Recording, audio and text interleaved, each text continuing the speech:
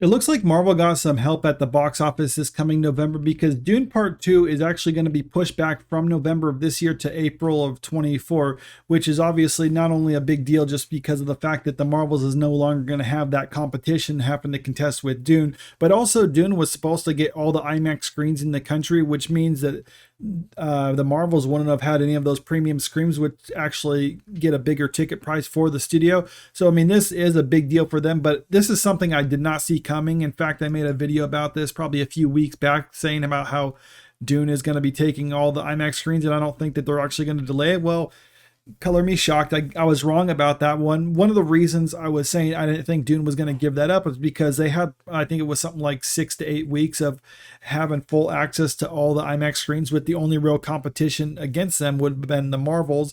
And I didn't think that was really much of a competition, considering there were also probably two different types of audiences who would go see these. But maybe they just actually weighed the pros and cons and figured it's better just to kind of push it back right now. So I got this article right here from the Hollywood Reporter talking about it more in detail. Dune Part 2 delays release to 2024 amid ongoing actors strike. The movie's star-packed cast led by Timothée Chalamet and Zendaya can't promote Denis Villeneuve's sequel until the labor dispute is resolved. So yeah, I mean, that's kind of what they're going with, is that it's like they want to have the actors actually promoting this movie, which for the most part, I don't think that's really necessary, but the studios are kind of stuck in that mindset. And let me hear what they have to say. I mean, it kind of goes into a little bit more detail in this article. Insiders say Warner Brothers is committed to theatrical, and after the upheaval of the pandemic, it is hesitant to move things wholesale, even amid the uncertainty of dual WGA and SAG-AFTRA strikes.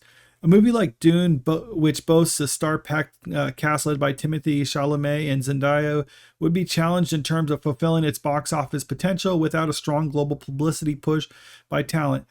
Legendary home of the high-profile sequel made the decision to, in tandem with Warner's, its distribution partner, and award campaign would likely be problematic.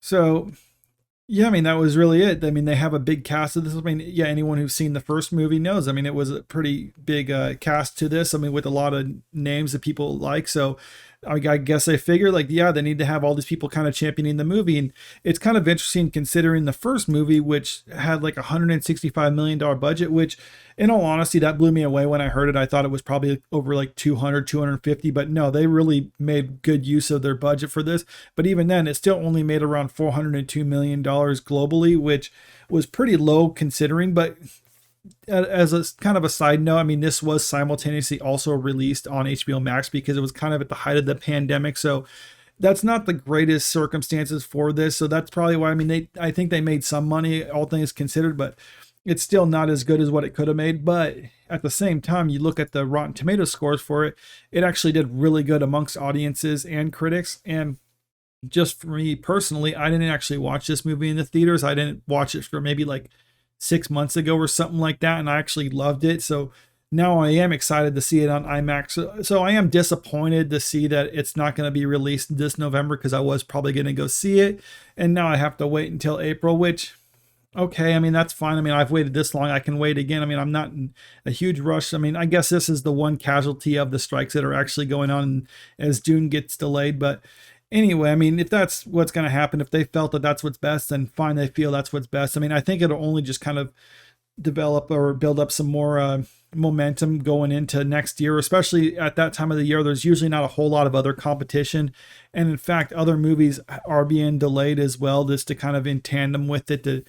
I think it's like a new Godzilla Kong movie that's going to be delayed, and Lord of the Rings, The War of the Rohirrim, that's actually being delayed from April next year to December, which I honestly think that's probably a better move anyway, considering the Peter Jackson Lord of the Rings movies were all released in December. So that's actually a plus thing right there. I mean, even though I would like to see that one as well, but it's getting delayed into December at a more appropriate time. And I think this will ultimately work out better for them. And that's probably why they did the decisions. I mean, even though they're not going to have that solid streak of IMAX screens, I think they'll still have a pretty good run of the IMAX theaters with that. And I think it'll be fine, or at least I felt that that was sufficient. But yeah, good luck for Marvel now, because now the Marvels can be shown on those premium screenings for all the tens of people who are going to go see that movie. But let me know what you think about all this in the comment section below. And if you like this video, make sure you click that like button, share the video, and subscribe to the channel if you want to stay up to date with the latest news. Thank you.